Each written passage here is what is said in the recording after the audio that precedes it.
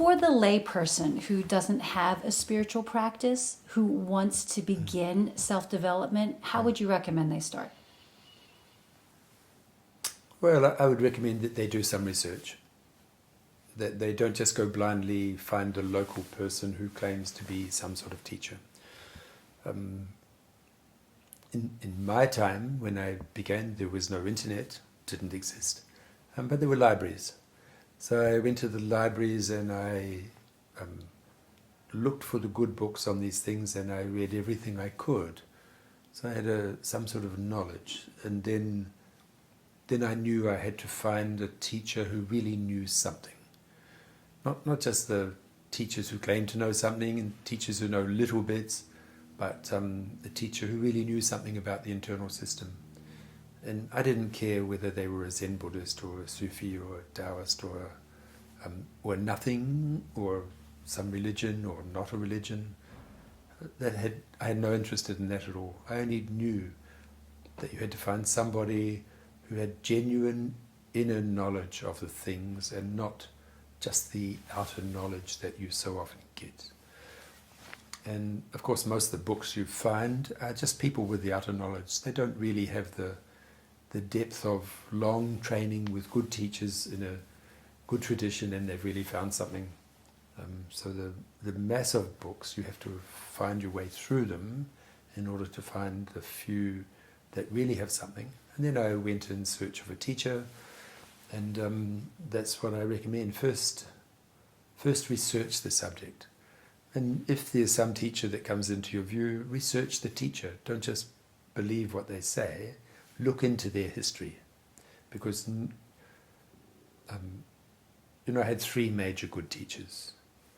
And each one of them had a lifetime history of learning from other good teachers. And each one of them was supported in their teaching by their teachers. So when you find someone who's like gone away from their teacher or rejected by the teacher, or they've rejected their teacher, it's like a broken tradition, you have to be very careful. Or someone who didn't really have a teacher, they just read a lot of books and made up a system, put their name on it and charged some money for it, you can forget about those ones.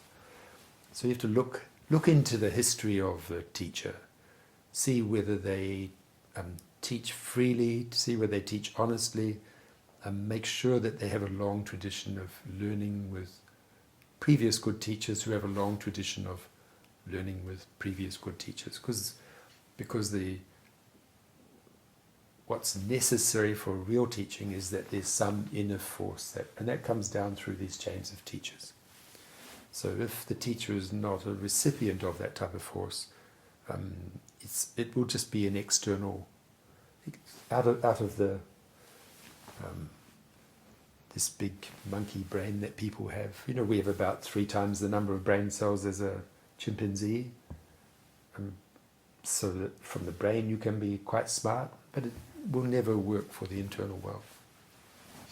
So research, and when you start to look at teachers, research their background.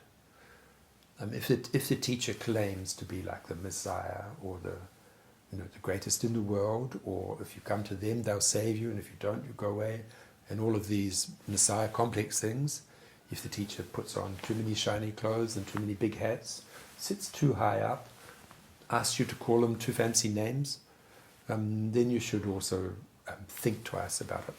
Because the best teachers that I ever met were very, very humble, very normal people. And inside they were very high level, and outside you couldn't see it. And the people who appeared very big on the outside, inside were very small. That's another thing I appreciate about this system, that you look normal. I mean, you look like semi-normal. We know differently, though, don't we? But no, you present the people in this system are not overly anything. They're not too weird. They're not too woo-woo. Right. These are a very lovely, normal. It's a very wonderful community, and I think that's how you can also judge a great system and a good teacher, is by the students. And you've had students for decades. You're absolutely right. I should have added it. Look at the students. Yeah. Look at the people who've been there for a long time and see what's happened. So Are you happy? And does that scale even matter to you? Let me see. When the inner part of you becomes stronger, which must happen if you train in a reasonable way for a long time. It just happens it's like inner growth, inner evolution. Then when you are following that inner part, there's a type of a contentment and a peace and a satisfaction. And when you're not following it, of course, there'll be a type of discontent, in a slight unpeace, in a such a word, which is not uncomfortableness inside yourself, and a tension inside yourself, and so on. So when I'm following that inner part, then I can say, yes, I'm very peaceful. And if I slip, if I make some mistakes, if I don't hold it all together perfectly, then in that time I'm not happy with myself, you might say. But it's more just that you lose that deep inner peace, sort of goes away a little, and you realize you need to adjust the path a little bit back on in tune with what's something that's deeper again. Do those moments happen less and less for you? You less and less swing to the side. So when you're younger, sometimes you do things and then you realize it's really not right in these terms. So it's more like just a slight waver. Oh, this could have been done slightly better, rather than wildly off to the side. So it's a small wandering to the side of the path rather than wandering off the path.